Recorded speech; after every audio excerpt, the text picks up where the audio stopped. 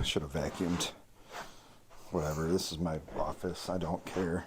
It's dirty in here because this is where I change after work and stuff.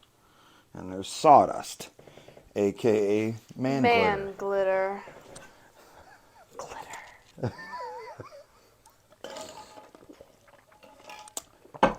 Hi. Hey, yeah. How are you? Good, how are you? Oh, look, you kept your shoes on. Yeah, I know. I was just like, one piece comes off, I'm going to want to get real comfy. And take all the clothes off. Mm-hmm. And go straight to jammies. Uh-huh. It is, I don't know what time because my watch is dead. 2:30. Never had this die before. It's the time you go to the dentist.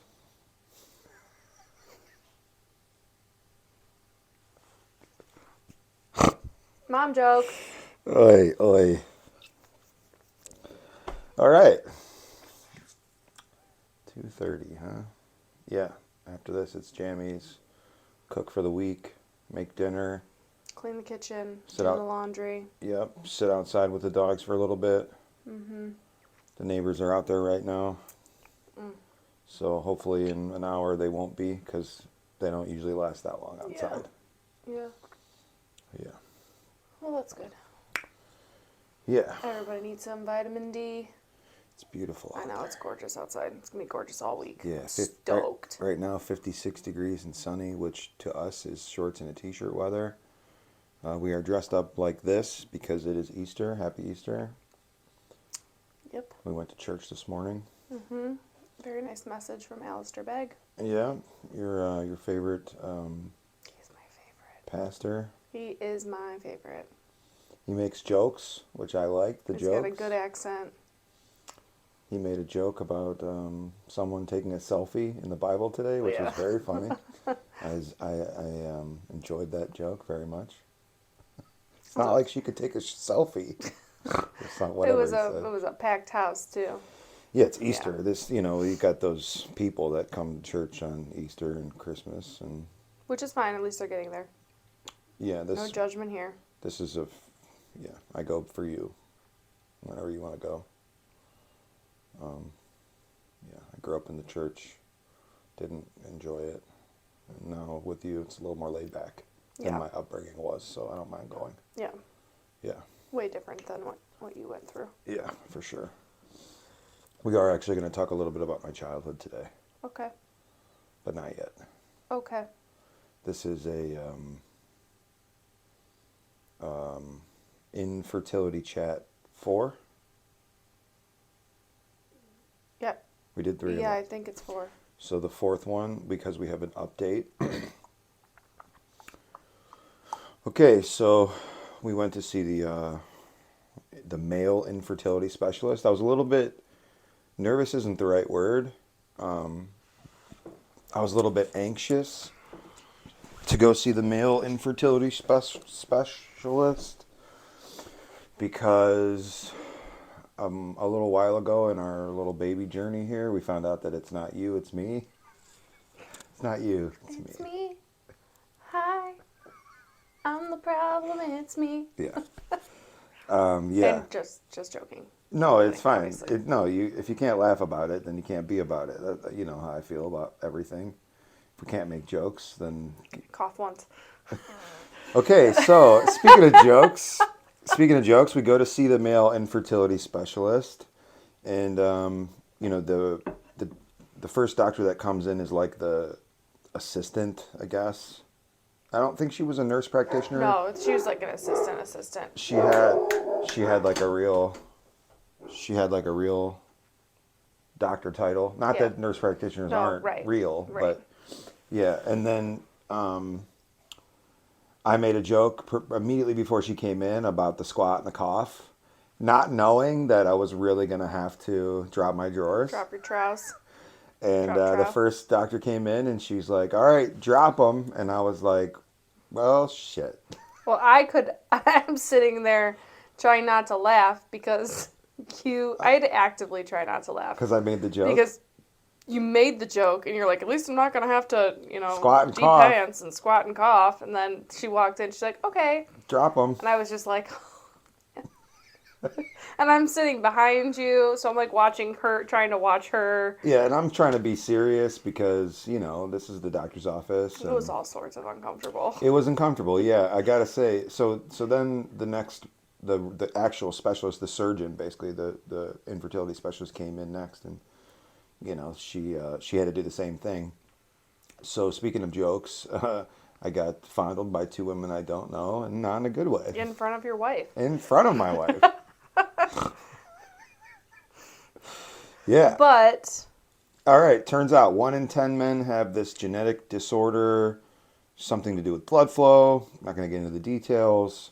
And I'm one. I'm that 1 in 10 men. So the next step is surgery. So they're going to go in there and do something to help out. And basically, it gives us a 75% chance of getting pregnant, where our chances right now are like less than 10.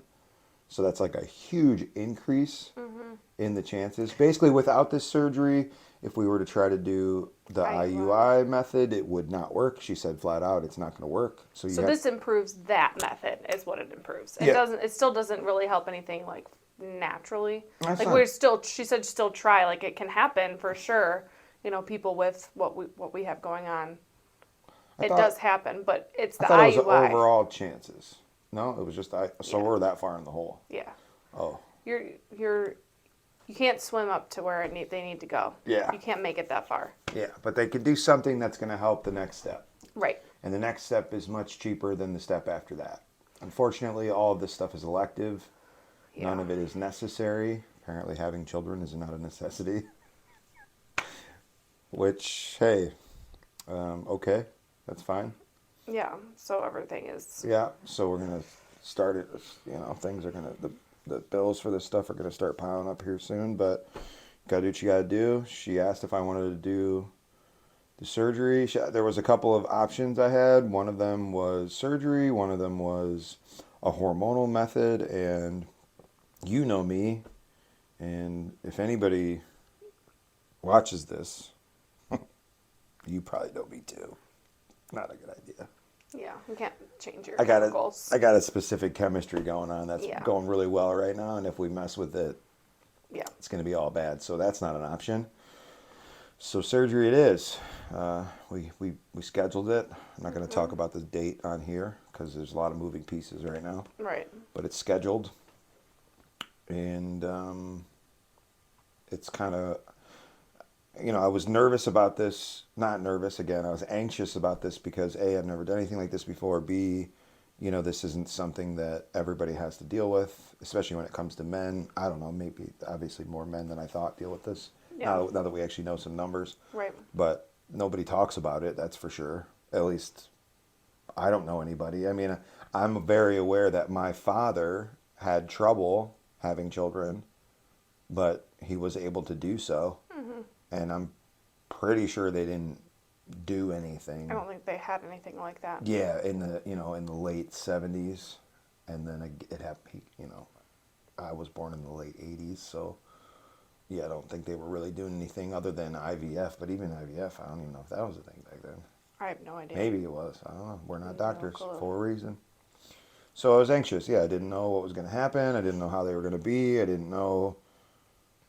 What the options, if there was options, there's always the chance you walk into a professional setting like that and the professional looks at you and goes, nope. Yeah, right. No matter what it is, you could be Right. going to the bank, Right. But you go to see somebody who's dedicated their life to something, and there's always that kind of underlying fear that you're not cut out for whatever it is they do. Mm-hmm. Emphasis on the cut out here. Yeah. I mean, it's obviously not what we wanted, but it's way better than what could have happened. Yeah, like I said, I we could have walked into this And doctor's her appointment. just being like, nope. Yeah. It's just, you can keep trying, but Yeah, this doctor very easily could have been like, nah, Yeah. sorry, no. I Which really happens. liked her too. She's really She's really cool. she was cool. She was efficient. She was in and out. There was no. There's a very specific word that I want to use right now that I'm not going to use. There was no messing around. No lollygagging. Yeah, I have a very fond word that I use for this. We're not going to use it. Sure you do. Yeah, so it's it. Next steps. We did it. We made the not did it, but we made the choice, and now we're going to move forward. How do you feel about this whole thing? I mean, I feel like it's nice to know like what the problem is. Like before when we were starting, we didn't know why it wasn't happening. It just wasn't happening, and it was like an emotional trial and turmoil every single month. And then it was like, oh, okay, so now we know why. So I have like a little bit more ease there, but still I feel like every single step is another step. Like we go to this doctor and now you have to go get blood work and you have to go have surgery and then we have to try this, you have to get your analysis again and then we can try the IUI and then who knows what she's going to say when I go in May. You know, like I might have to be doing other things too. You know, it's just I just feel like there's just constantly anytime we get closer to the opportunity to have the IUI, it's like one more thing. One more thing. But that's better than not knowing. No, 100%. I'm right? very glad that we know. It makes every month not as like sad. Because we know why. Now we know, yeah. Right. Now we know. So we know why, and if it happens, then wow, that's great that it would happen on its own. But I'm almost anticipating that it is not going to happen on its own, and it's only going to happen this other way. And if it does, awesome. And if it doesn't, we go IUI and do it that way. So it just makes the disappointment a little Easier. Yeah. It's no longer like there's no burden of fault. Right. Like unknown burden of fault. Right. I mean, you were blaming yourself forever. Well, yeah. Unnecessarily, now we know. Well, I mean, I don't think it's anybody's fault. Like, I understand, like, yes, it is. This actually has been brought to my attention lately, that I use words that seem harsh. Right. And I don't mean these harsh words in a harsh way. Yeah. When I say fault, I mean the reason being I have this thing about my life. I don't like reasons. I like facts. Mm-hmm. So reasons don't matter to me. Right. The fact is this or the fact is that, not the reason. Who cares? Why? Mm-hmm.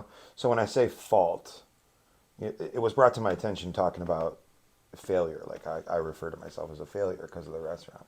I'm not referring to myself as a failure. I failed.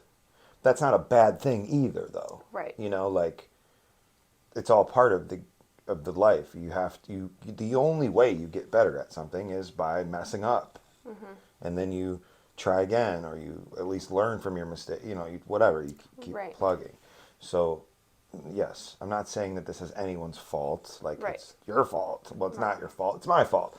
I'm not saying it's my fault. It's just the fault lies with. The fact is, this is the problem we're having right now. Right. Now we know what the problem is.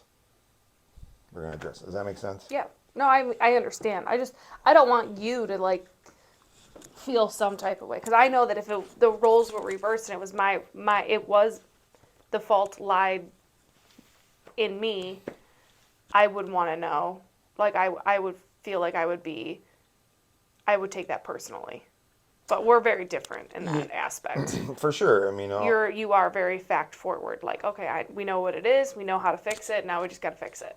Yeah. I mean, I would be like, just a basket case. Well, yeah. I mean, I've heard it said before that in a relationship, there's always one person that worries.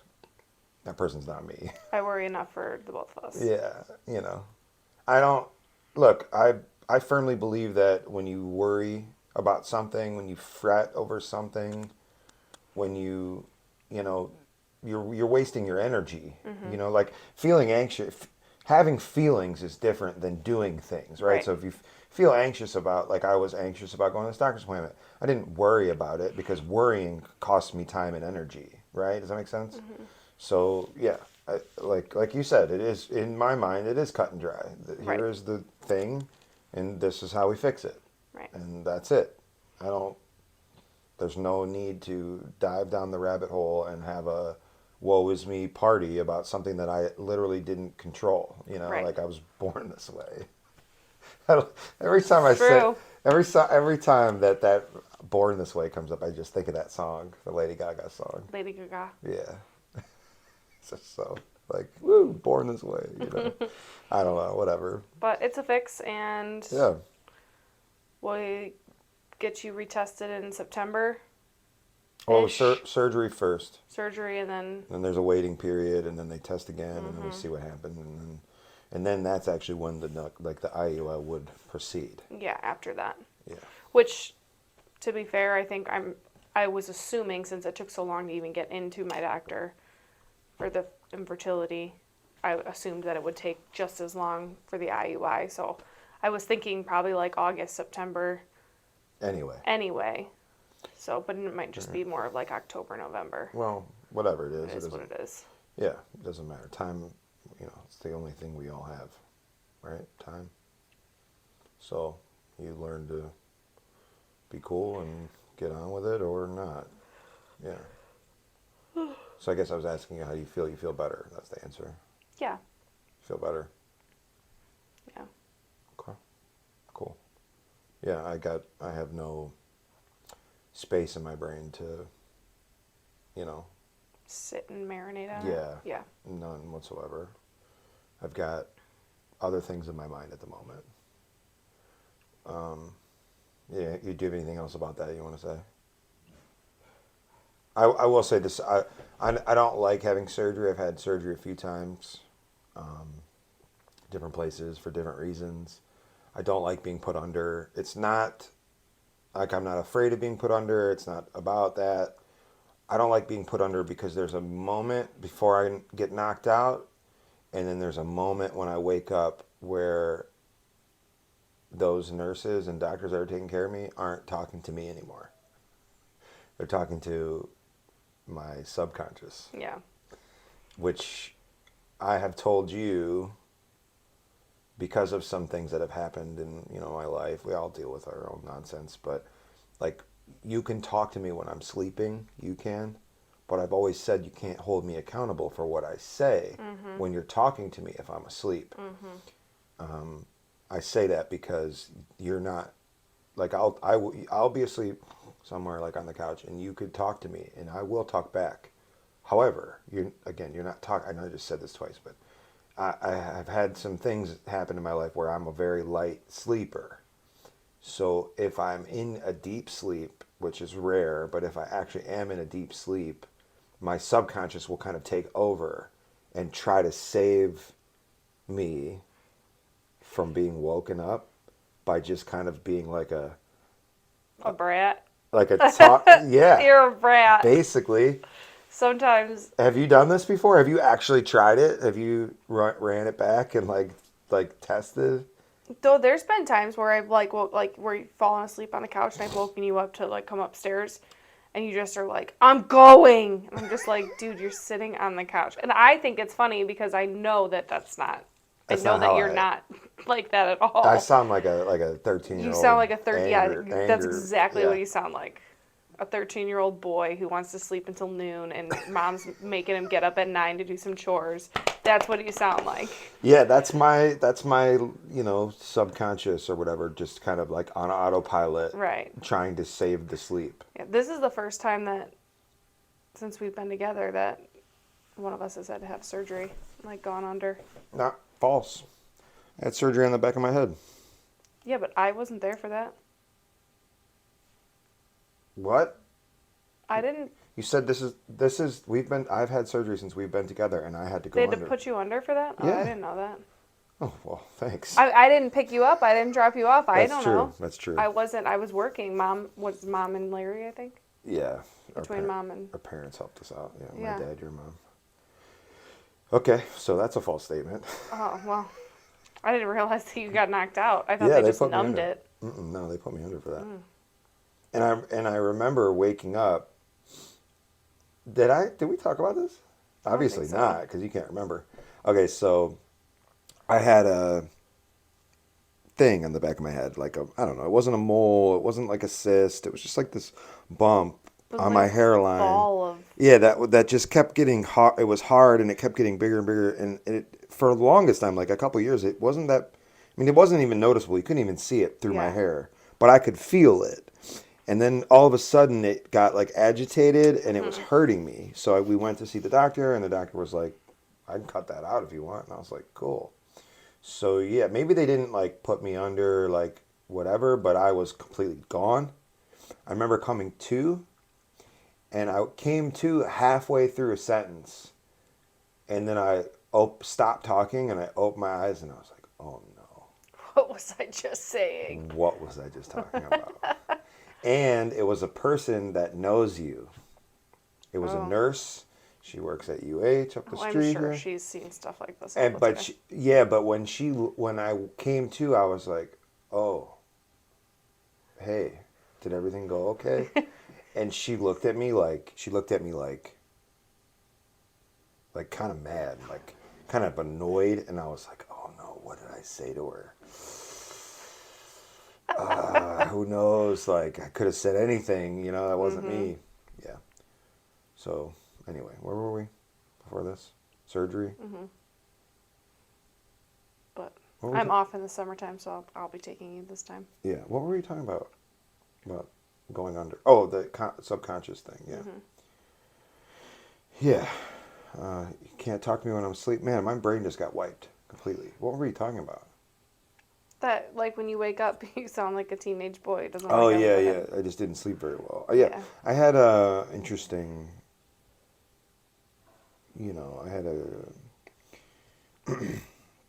as a young adult, not even adult, as like a 9 through 15-year-old, I had a tumultuous relationship with my parents. Of no fault to them. I was just a handful, for sure. And there was many times when I would be asleep that I was not supposed to be sleeping, like going to school or whatever, going to practice or who knows. And I would get very rude awakenings, woken up in very loud ways that like were not really healthy for a parent-child relationship, like banging on a pot.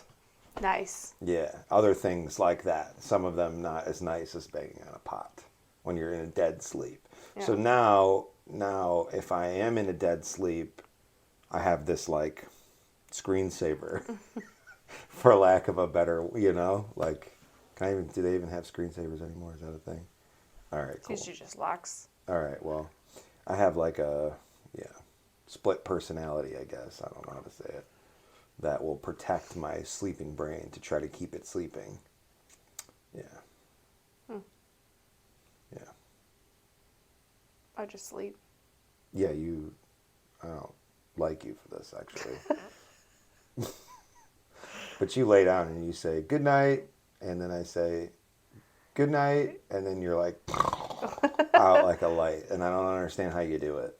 You just fall asleep. And then I stay asleep. And you stay asleep until you wake up in the morning. And then I'm so upset I don't know how you do it. because I don't like waking up. I'm up for regularly at least an hour, hour and a half after you go to sleep.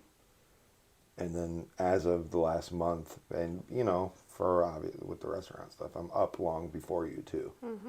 Like at least an hour, if not more. I need about 8.5 to 9 hours of sleep every night. I am asleep, like fully asleep from about 11 to about 5. But none of that is consistent. 5 or 6 hours, but it's not consistent. I wake up every 90 minutes on the dot. I guess that's a REM cycle. I just found that out. That's a sleep Mm-hmm. cycle. And that makes sense why I'm waking up every 90 minutes my whole life.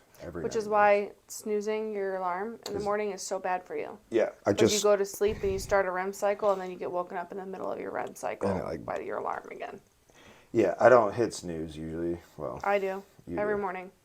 No, Twice. yeah. As a matter of fact, once I get into the routine, I wake up 10 or 15 minutes before my alarm every day anyway. Like my body automatically gets used to the alarm's at 5:30 or 5:15 or whatever, and I wake up at 5 o'clock. Yeah. And I don't know, I don't know why I do that, but I've been doing that my whole life. Like if I have an alarm set and it's any kind of regular alarm, I'm up before it every time. And again, that might have something to do with the loud waking up, unruly, Maybe. like my body's like, oh, I don't want to wake up to Right. or whatever it is, even That's why mine is so calming.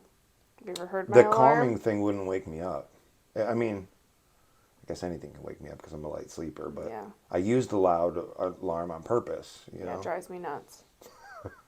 Well, Especially when you snooze it, which you don't do often. no, yeah. And But you have, sometimes you'll snooze it and I'll just be like, oh, yeah. I choose violence that day. Every time you do that, I choose violence. There's no way around it. You deal with that once a week, max, Yeah. of And me that's having, a rough day. rude. You're rude. Well, I hate waking up in general. All right, well, it's not my fault I have to wake up before. You want me to sleep in a different room? I mean, no, I'm Solution? just kidding. Totally kidding. Rude. No, I just want you to wake up with your alarm. I wake up before it, generally. That's the whole point of this conversation. Yeah, there are times where I don't even hear your alarm because Yeah. you're already out of bed. I'm gone, yeah. I get up, I make coffee, let the dogs out, feed the dogs, and then I spend my hour in the morning just kind of tinkering around. I don't like to like wake up, take a shower, get dressed, go to work. I don't like that. I much prefer to wake up, sit down, have a cup of coffee, you know, pick through the news or whatever, you know, the skateboard world or whatever I'm doing on the internet that day for a little bit. You know, spend some time with the dogs in the morning, not just letting them out and feeding them, but like we snuggle and stuff in the morning. They like to get Yeah, out of they their, like to get real snuggly. yeah, they like to get out of their crates and they like to get attention first thing in the morning. Yeah. Probably because they've been in the crates all night. I get it. They go out, they go to the Yeah. bathroom, they come in, they eat, and then they sit on the couch and wait for Yeah. you to sit with them. Yeah, then I like figure out what I'm doing for the day. Like, what am I bringing for lunch or whatever? You know, I like to go through my stuff throughout the day. I don't like to just get up and go the way See, that you do. well, I have to. Or my Alright. brain's like, wait, we're going to work out. We need to stop this. So I have to get up and go. And I have to get out the door in my workout clothes before my brain decides this is a bad idea. Well, That's why But I you get do- up and go. but you get up and go anyway, regardless of the workout session. You just like sleep till you can't sleep anymore. You wake up, you take a shower or brush your teeth or whatever it is you do in the morning. None of that stuff. You don't do any of that stuff. I brush my teeth every morning, you brat. I And definitely then you get don't dressed shower. and then you leave. And I like to ease into my day, you know? I mean, I on days I'm not working out, I mean, I have a pretty steady routine, yeah, in the morning. I mean, I don't leave. I have my bag packed before I go, so I literally wake up, I have my clothes laid out, I put on my gym clothes, put my hair up in a ponytail, grab my stuff for lunch, And then you bounce. and leave. Yeah, But no. before, when you weren't getting up before me, I would get up and do the dog stuff and all that jazz. We had a different schedule for Yeah. a while. Yeah. Yeah, it was. So now that I can get up and like roll out You're gone. quickly, She gone. I can get to the school about 6:45, 6:50, get my parking spot. And then What do you mean get your parking spot? I have a specific spot I like to park in Why? because it's the exact distance that works with my automatic start. From your classroom Yeah. window? Yeah. If I park one spot over, my automatic start doesn't work. It's like just exceeds the spot and I have to go down to the office then to start my car. Now it doesn't really matter because it's nice outside, but still the hotter it gets, I mean I have leather seats Ooh, that are yeah. black. Get that AC So like I get that rolling. AC rolling, yeah. So there's a specific spot and then somebody parks next to me and she likes parking next to me. She has a smaller car. And, you know, my car is like a big booty Judy. She's thick. So I back in, and she parks next to me. And so when people come around, because she leaves at lunch to go let her dogs out. Who, Big Booty Judy? No, that's my car. The lady next to me, her car's like this nice little cute Subaru. Okay. And so she leaves to go let her dogs out, and she likes that my car is next to hers because she asks me to park close on the line because her car is small enough to go in and out so that it looks like nobody can fit in that parking spot because it's like the grass, the parking spot, and then Big Booty Judy on the yellow line. So she likes to have, when she leaves and comes back, her spot's still there because 'Cause no nobody one can thinks that fit they into can it. fit into it. Look at you, little parking lot. I keep wanting to. I'm sorry. Okay. I have been spending my whole life using the term Nazi. You are a parking lot Nazi. That is not okay. Yeah. And I need a new word for that. We should brainstorm that. It never, I'm a parking lot queen. it was always a big deal that using that word. I Right. never meant it in the way, Well, right. you know, but I've noticed lately that there are some words in my vocabulary that are no longer okay. My eyes are closed right now and I'm shaking my head because I'm not mad that I have to change. But it's like some of this vocabulary is dialed into my brain because I've been saying it for a decade or 15 years or 20 years or since I discovered the word when I was 12 years old or whatever. And now all of a sudden in the last 2 years, Well, you're not alone. I know, but it's been really hard for me to Yeah. like, Readjust. yeah, woe is me. No, it's not. It's just I'm like really actively trying to not say certain things anymore and using that term I is not okay. Sorry. What's the It's word? okay. What do I need to change it to? I don't know. You're a parking lot I'm a parking lot queen. queen. Yeah. I don't I like whipped that, in one day too, and I like, because I go, it's the one that loops around this way. So it's only one way, but I'm there early enough that it doesn't matter. So I go in the wrong Wrong way and way. then back in. I just Okay. go, and Instead of doing the whole I loop. like whip fast, like 'cause I do it every single day. Okay. So I got out, someone was like, wow, you did a really good job. And I was like, it's like I'm here every day. Like, it's what I do every single Were you day. being rude? I was just being sarcastic. I don't care. The dogs are really barky right now. That's because there's so many people walking all their dogs outside. They're jealous. Stay away from our cul-de-sac, okay? We live at the very back. Walk somewhere else. Just kidding. Just kidding. But yeah, We need to do, you know what I want to do? I want What? to put this on the agenda for real. I really want to get that thing that we saw, the dog collars with the app where you just trace your yard out on the app. yeah. I really want to do that because I would like to let our dogs outside and just let them be outside. We have neighbors on this side that are afraid of our dogs. We have neighbors on this side that their dog loves our dog, which means they're allowed over there, but I don't want them I over know, there right. if I'm not out, you know what I'm saying? Right. And then we have the dog across the street with a baby, again, friends, but Right. I don't want my dogs over there because then I'm not there, Right. And I just really want to get this thing because I don't want to deal with it anymore. Yeah, I so agree. can we put that on the agenda, please? Because it would make my mornings so much easier if I could just throw the dogs outside and leave them out there. Right. You know, It's like an electronic invisible fence. it's an invisible fence that's literally invisible. There isn't one. Right. It's just like works on the app. It's like the coolest thing I've ever seen as far Yeah. as having a dog and living in a neighborhood like we live in. I was pretty stoked when I found that, but we need to I really want to put that on the agenda because, it's not a hassle for me to let the dogs out in the morning and stand there, Right. but I would rather be drinking my coffee and doing my morning routine right. than standing out there when we have such a big yard. I don't have to stand. See what I'm saying? Like, Yeah. it's not like we have a small space. We have big space. Our house isn't small. Our yard isn't small. It's just, yeah. Yeah. Sorry. It's okay.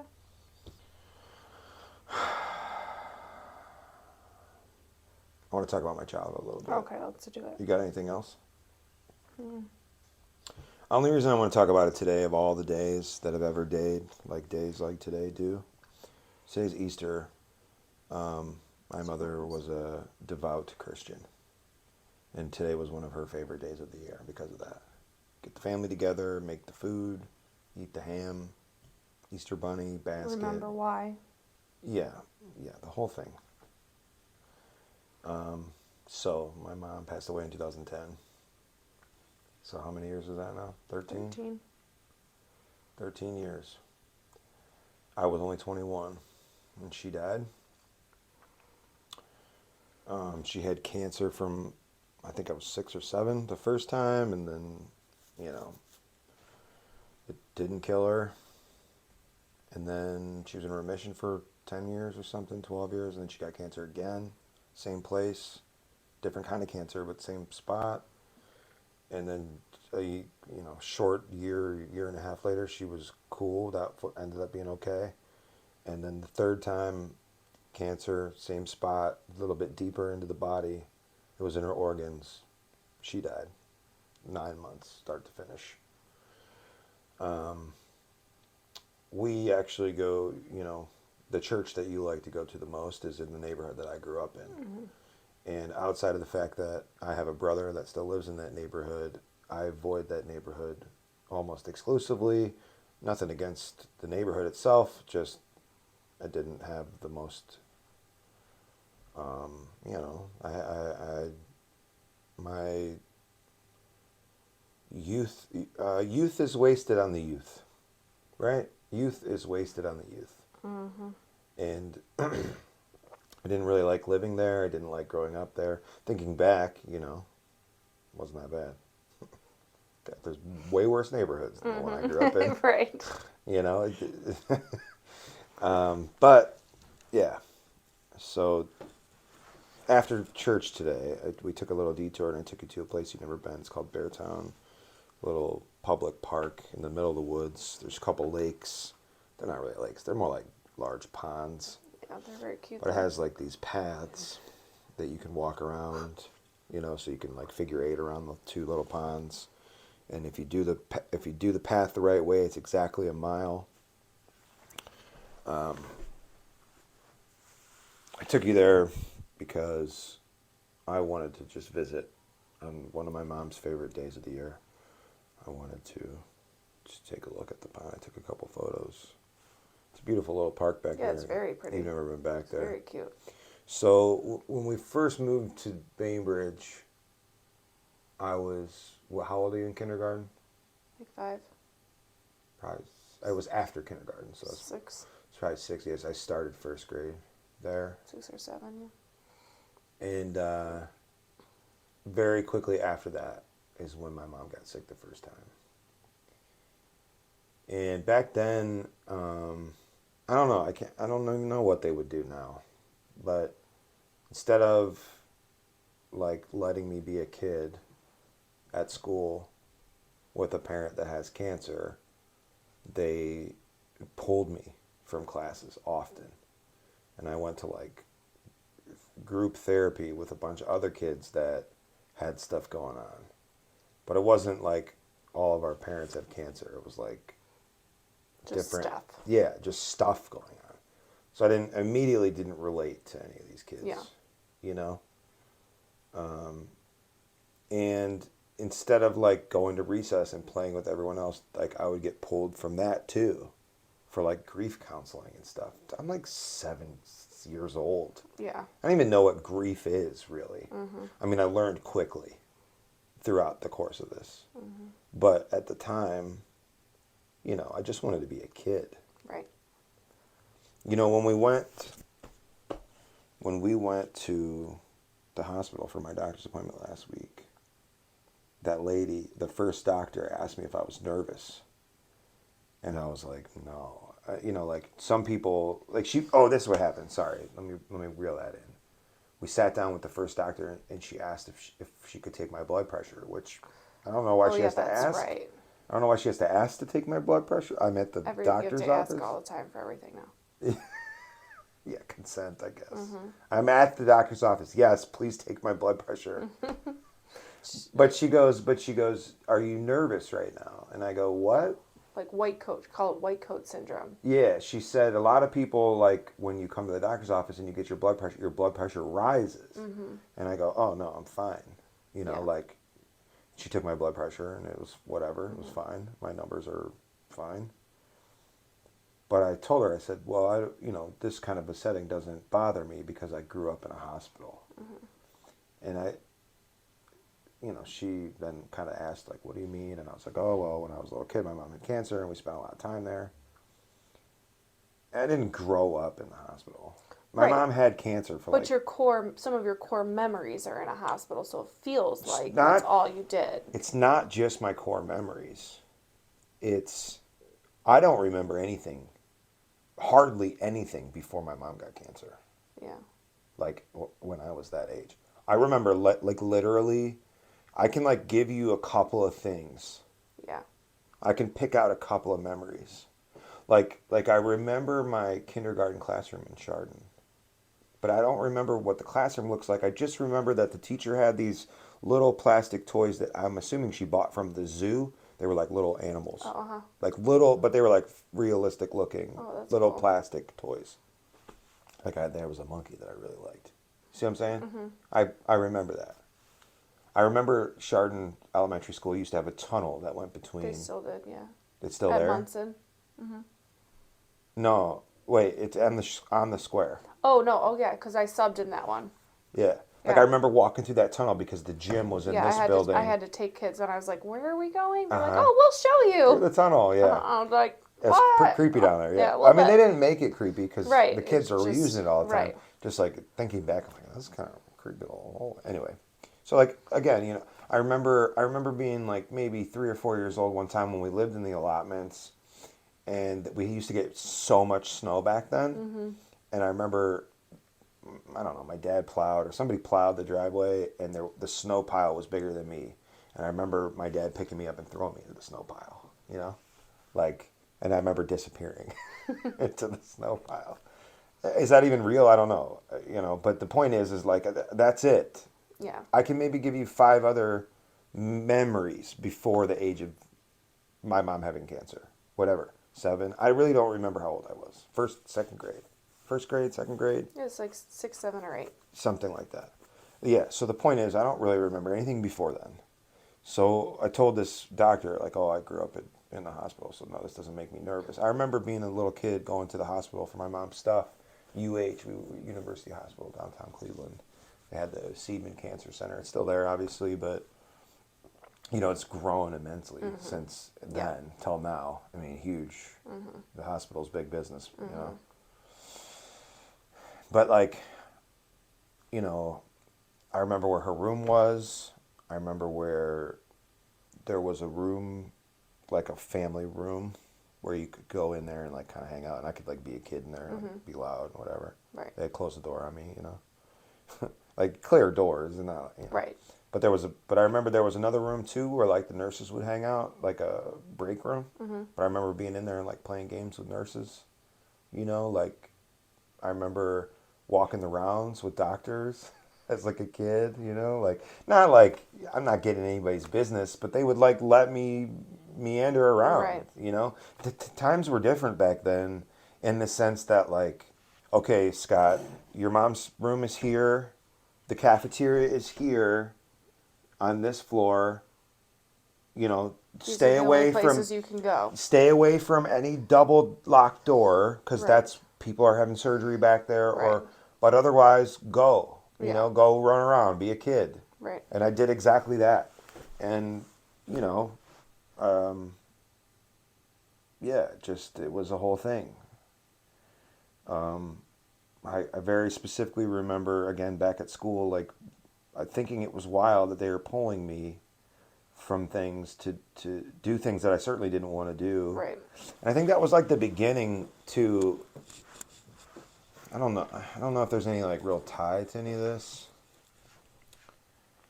But like very quickly after this is when I started to, as a child, start to feel like alone, like ostracized. Not Mm-hmm. that I was, but like I But started. because you were being pulled out. Yeah, it started to stuff. feel different. Right. And then I started getting put in different classes, and I was at a certain point they were putting me in advanced classes, like, but you didn't want to do that when you were a kid. Right. You just want to be with your friends. And Yeah, but there was all kinds of stuff though. I don't know. I just always felt different. I always felt alone. I always felt different. And so fast forward a little bit. Like today's Easter, Mom's favorite holiday. Took you to Beartown for the first time. This little public park in the neighborhood I grew up in.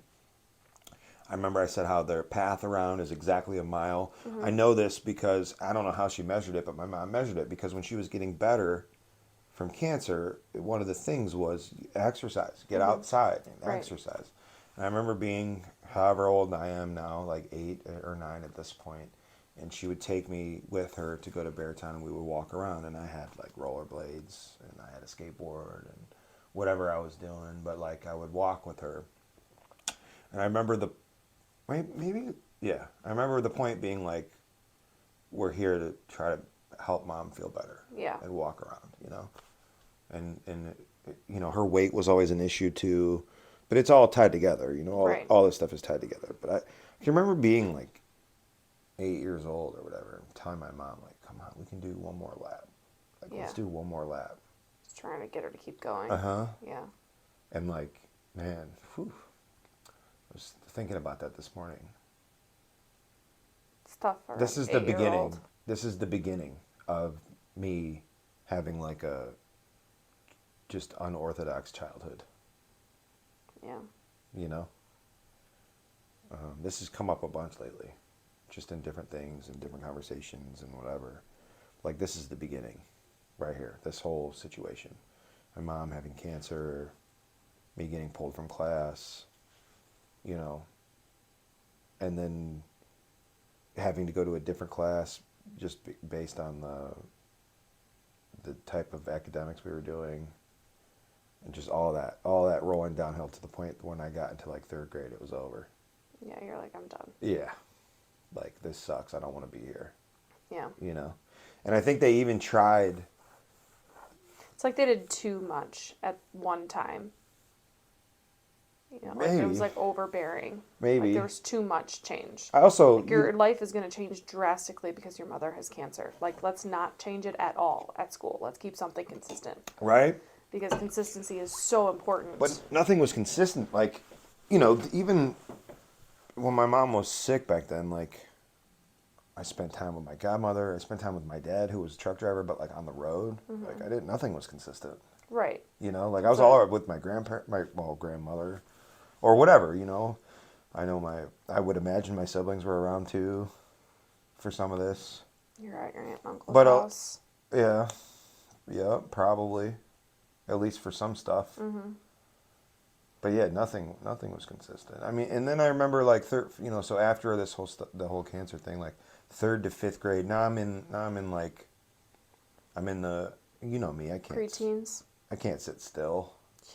Yeah. So like school was just always not built for me. Right. Not any way, shape, or form. I have no problem actually like learning something new. No problem. Mm-hmm. As long as I'm interested. Right. If I'm not interested, but it has value, added value, then I can learn it too. Like, just buckle down and figure it out, But if it's, I'm not that kid. I wasn't that student. You guys have things that you do now. I mean, you are a 5th grade teacher, so you guys have different tactics and whatever, different ways to deal with kids like me, right? Now. Right. But back then, I mean, it was I'm in trouble. Right. All the time for just being. Just for being, you were most likely bored. Well, yeah. I mean, I remember like, so I don't even know how old I was, but I quickly realized that if I did absolutely no homework, no projects, like anything that had to be done outside of school, if I did none of that, but managed to get A's on tests, You'd be fine. I would float with C's. Yeah. And I remember being like, that's fine. Mm-hmm. Like, I don't want to be here. Right. So, like, I would briefly, bare minimum, pay attention to the lessons and then check out as soon as I could. I mean, I remember sitting, like, in class at that age, staring out the window, being like, not like, I'm not, like, lost. Like, duh. Mm-hmm. No, just, like, staring out the window. Daydreaming. Uh-huh. Like, wow, there's life out there. Mm-hmm. At such a young age, I mean, 3rd, 4th grade, just being like, this sucks. Mm-hmm. This is not where I want to be, Yeah. So in a school system like I grew up in, back then, when I say school system like I grew up in, what I mean is, you know, it was an affluent neighborhood. It was a nice school. Nothing about my situation was affluent, but the neighborhood I was in was, and the school I went to was, right? So, you know, they had resources and they had whatever, but it just didn't serve me. None of it did, you know? I don't know, man. So that from that moment, mom getting sick to from then on, like everything was just not. I don't know. Do you know what I'm trying to say? I mean, it just wasn't good from then on Yeah, out. yeah. Just wasn't what you signed up for. Yeah, and then I kept, you know, and then because I couldn't pay attention, I would Get goof in off, trouble. and I'd get in trouble. Yeah, and it just was all downhill. And then, you know, I always felt like I had a point to prove as a kid too, which is silly. I dropped that like a bad habit the day I turned 19. I remember specifically what happened and Yeah. whatever. But like I used to get in fights with kids at school. You know, I had all this pent up aggression, I guess. You know, like whatever. I don't think I ever really physically started fights. Like I don't think I started stuff. I think I just was ready for it. You know what I mean? Yeah. And didn't care about the repercussions because there was none. There were none, rather. What, you gonna send me home for a couple days? Cool, thanks. Because I'm not trying to be here. You know? And it just got worse and worse. Like everything just got worse. Like, you know, the one thing that was never worse, that always helped, and that always kept me out of trouble was my skateboard. The skateboard was a unique opportunity to fully express myself, Yeah. to do whatever I wanted, however I wanted, and that was encouraged. Certainly not by where I lived, Right. my peers. You know, I mean, we're talking. This is the '90s, and This is skateboarding. was Yeah, it was not cool. yeah, it was not. Was not cool. But if I wasn't at school and I wasn't in trouble, I was on my skateboard, and it did keep me busy, and it did keep me out of trouble. I ended up, you know, meeting other people. That there was a handful of us that had skateboards, but at the very beginning, it was just me, and then it was just me and one other person, and then, you know, in my neighborhood, Right. and then there was three of us, and then all of a sudden there was five of us, and then, you know, I think it got up to maybe 15 people out of, you know, 500 students. But hey, man, 15. Yeah. That That's a lot. now we're cool. Now we're cooking. Now we're not cool, Now we but got a like club. yeah, now it's a club, you know. He-Man Woman Haters You Club. yeah, we weren't all the same age. There were, you know, it ranged. There was a couple years above me, and then a year above me, and then my year, and then like a couple years below me. But there was like a grand total of maybe 15 people that had skateboards that were active skateboarders or whatever. And the skateboard like completely changed my life, you know? And that's kind of where we were talking about my childhood. I wanted to tell you how shitty it was, where it started, and what changed. I mean, I used to get, I had to fight even, not fight, physically fight, but I had to even fight to be a skateboarder because there was no skate park. Right. There was no skate shop close to me, which there ended up being one pretty close that I didn't know about until way later. But my parents didn't know anything about this, you Right. know. There You was didn't nowhere for us to go. It was illegal. You didn't ask Jeeves? This predates Ask Jeeves. In the 90s? I mean, that was late. That was like 2001, dude. Asking Jeeves, 2002. Yeah, but like Google you it. were born in Got your phone? 89. Do you have your phone? Yeah. You were born in 89. Ask- 99 would seriously. be 10 years old. This is long. This predates. I'm pretty sure. Let's fact check this because we can keep this conversation on the rails. When did Ask Jeeves come out? June 1st, 1997. Yeah, but when did people know about it? 2001. But see, thank you. So I'm not wrong. You're also not wrong. We're both not wrong. Neither one of us is right here, but we're both not wrong. Okay, cool. Anyway, like, Look, I played sports long through all of this and all the way up to high school. Baseball, basketball, soccer. Basketball stopped, I think, at eighth grade. Soccer kept going. Baseball stopped maybe even before then. And you snowboarded too. Well, yeah, that's the That's winter version of skateboarding right. because of where we live. Right. So, I don't really put any. The snowboard came into play later, and it was equally as important for a significant amount of. Equally as important for a short amount of time, but nothing longevity wise compared to the skateboard. The snowboard was different. We'll talk about that a different day because I don't want to get into that. That's a whole other piece of my life that will parse apart, I'm sure. But the skateboard was the thing that it was for me. There was no rules. There was no, you didn't have to dress a certain way. You didn't have to, to be cool. You remember what these years were like? We're the same age. Yeah. I mean, dude, if you didn't wear I wasn't Abercrombie and talking to a Fitch, skateboarder, I can tell you that much. see, Absolutely not. see, like we're so different. Oh yeah, we would not have been friends in high No school. way. I mean, I would have been friends with you because I was friends with everybody. Oh, that's bullshit. So. You were a mean girl, I think. I don't know. Oh, I was mean. I was a frenemy to most people. So All I right, was well, very mean when I was in school. All right, but this isn't about you. We're talking about me. So thanks. You asked. I know, just kidding.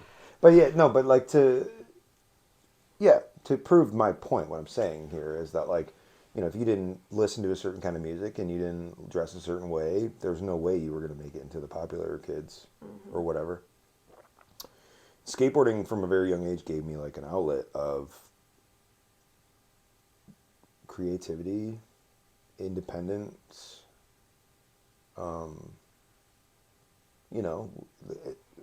whatever. Even when I would get dressed for sports, like to go do the regimented thing, go to practice, play games. I mean, when it came to soccer too, that was a much bigger deal for me. Like I was traveling for that and playing in indoor and outdoor and pay to play situations like Cleveland Football Club and like all things that don't. I'm sure some of them exist, but the Cleveland Football Club I don't think exists anymore. I was playing where the Crunch played. Remember Cleveland Crunch? No. No. Cleveland had an indoor soccer team at one point, which was like not the MLS, not Major League Soccer, but like, yeah, like the B League or whatever. I don't know. like the field league. Yeah. And I used to play on that field at a certain point in my life. Like it was a big deal, but I hated it. I didn't hate soccer, but I hated the Organized team sports. yeah, man. Like it was really good for me. It was the only structure I had, for real. Like my parents were at work, so I did whatever. Right. I was a latchkey kid for the most part. I did whatever I wanted. Plus, they were old. No offense, Larry, you're still alive.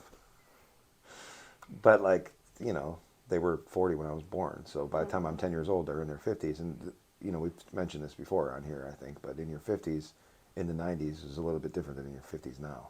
Right. Different world. 50s are the new 40s. Oh, but I mean, I've got friends that are in their 50s that ride their skateboards harder than I do. Mm-hmm. You know what I mean? Yeah. But in those days, at least my parents, I don't know about your parents. What were your parents doing when they were 50? Were they chasing you around? Oh, yeah. Were they playing catch with you and stuff? Well, no, we had each other for that. But like my mom exercised often. All right. She was walking on the treadmill, lifting cool. weights, walking outside. We'd walk with her. All right, so bikes. lifestyle thing. My parents didn't have that lifestyle. Yeah. I guess that's cool. Maybe them being 50 didn't have anything to do with it when I was 10. I don't know. Who knows? We'll never know. So. Yeah. The point is, I didn't like being told what to do.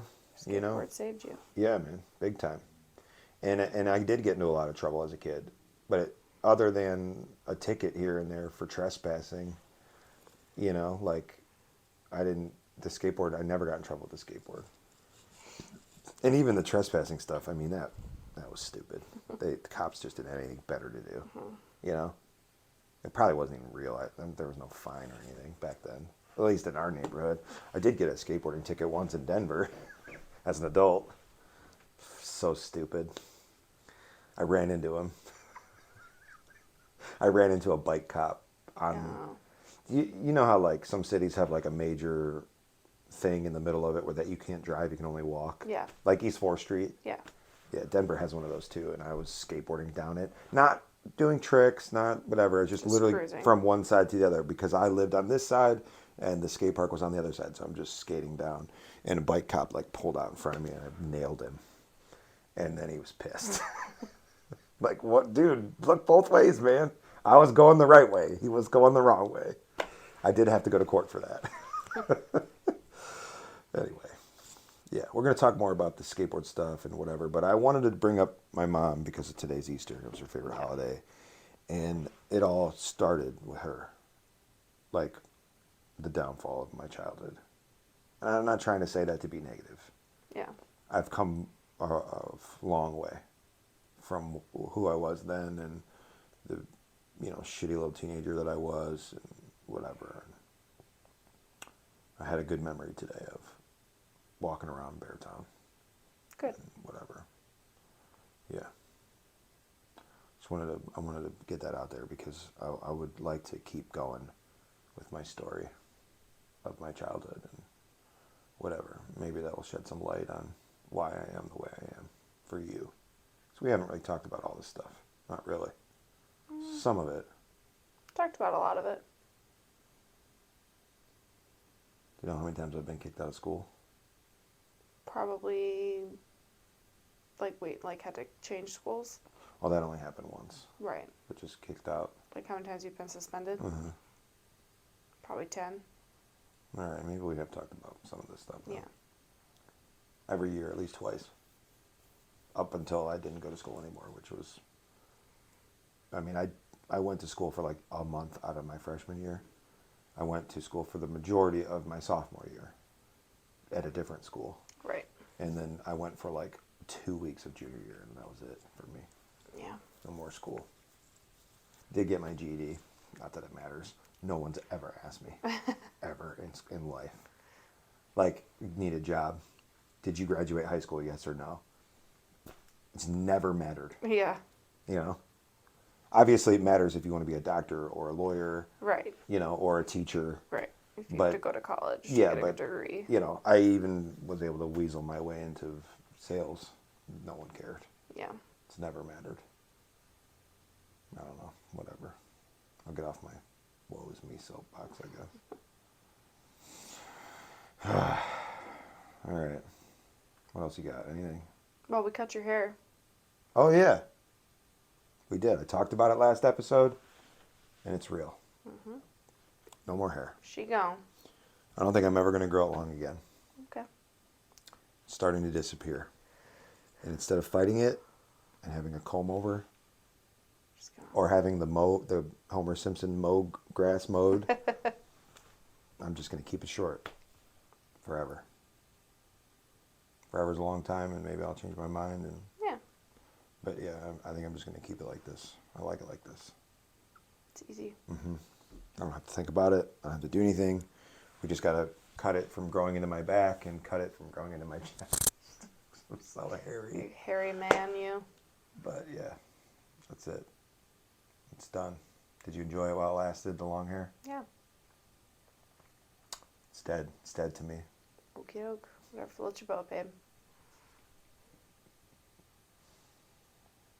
All right. Is that it? I feel like that's it.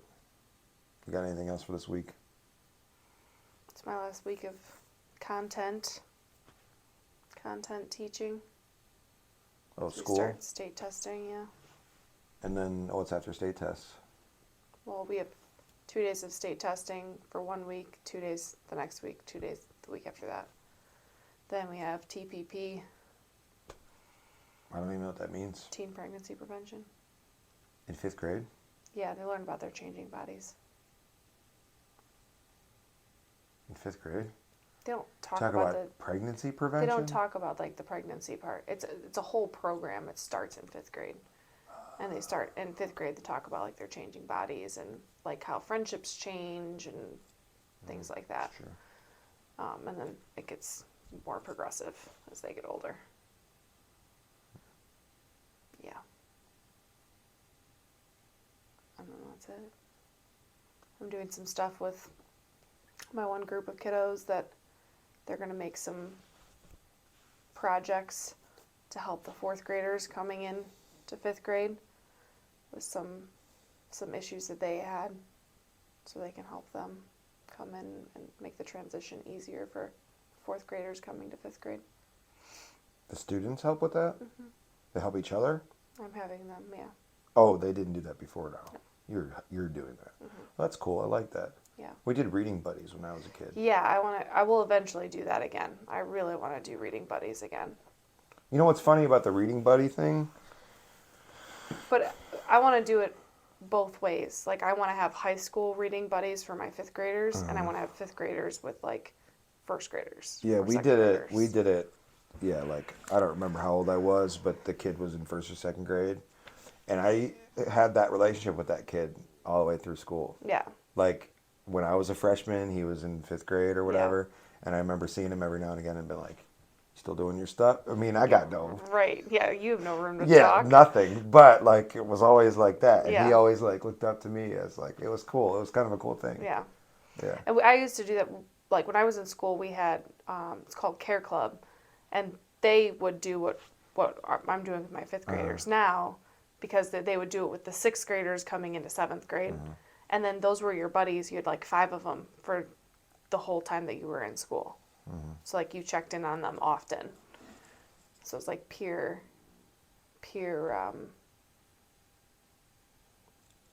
mediators, I guess. Peer, I don't know. But yeah, so we're That's doing cool. that too. Is this your idea? Is it just you? Just you? You're gonna just do this Yeah, I'm taking my accelerated class. I'm going to do it with them. as like a trial? And Or are you then just doing I this? worked with the fourth grade teachers on one of our PD days. And they're going to break them off into like groups of 10, and I'll have presenters of 2. So 2 kids will present to 10 kids. That way it's smaller groups. And then that's going to be one day. And then the next day, those kids are going to come over to the middle school wing, and the 2 fifth graders will take their group of 10 fourth graders around, because everything's different. All their encores are different. How they get places is different. Their lockers actually have a combination, so things like that. So yeah, Man, you do cool stuff. thanks. Yeah. Where were you when I was in school? In school? That'd be weird. But you know what I mean, though. Like I had a couple teachers. I've said that before. Yeah. That were cool, but we didn't. I don't remember doing like preparation from this grade to that grade. It was like you're in fifth grade next year. You're in middle school. Sayonara. Yeah.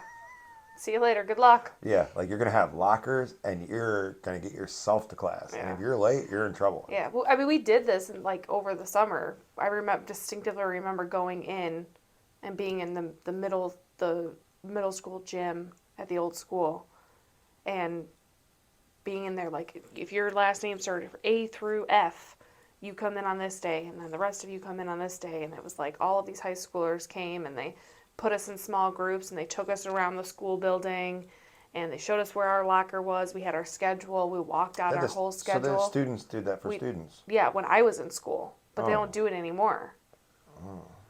They had, at the beginning of the year, they had some high schoolers come down, but they had all of the fifth graders come at the same time for fifth grade orientation.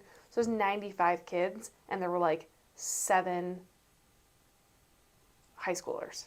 So like they didn't get any of their questions done, or some of them didn't even get to their lockers to try their locker combinations 7 and divided stuff by like 100 that. is not a good number. Yeah, right. So it's been done before, but it'll be a little just So trying you're to trying ease. to bring this back, huh? Yeah, trying to ease the anxiety. That's cool. That's cool. Man. You like your job. I love my job, But you care about these kids. big time. Man. It's my favorite part. The kids? I love building relationships with these kids. making my secret handshakes with some of them. That's cool. The handshake thing is super cool. It's fun. I'm like jealous because we don't have a handshake. It's just they're That's they're cool. good kids, and I want them to just make sure that they know that they have somebody at school in their corner, Yeah. even if it's like my kids from last year. Yeah. You So do many that. so many of the kids You've from got last hand- year want to come eat lunch with me and talk to me about things and get my advice on how to handle situations. And you got which I think handshakes is with great. everybody. Not everybody, Oh, yeah. but you got lots of handshakes. I don't know how you remember them all Well, fun fact, they're all the same handshake, in different but order. kids just have different pieces of that handshake. So I only remember one very big handshake. And then this kid has this part of the handshake, this kid has this part, this kid has the whole thing, this kid has this part of the handshake. So yeah. For me, it's just one. It's just one big one that you. But you still have to remember But I which just kid. break it up. But you still remember which kid gets which part. I know the kid. I remember the kids' names after the first week of school. Like it's something that I'm good at. Yeah. All right, cool. Yeah. So you're gonna change the world through these students and do Maybe. everything you can for them. What am I gonna Fingers do? crossed. I want to change the world. What am I gonna do? We got some plans. Got some plans for you. You do? Mhm. Well, I would like to know what they are. You'll change the world in your own way. All right.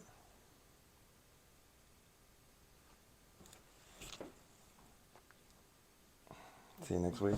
See you next week. Love you.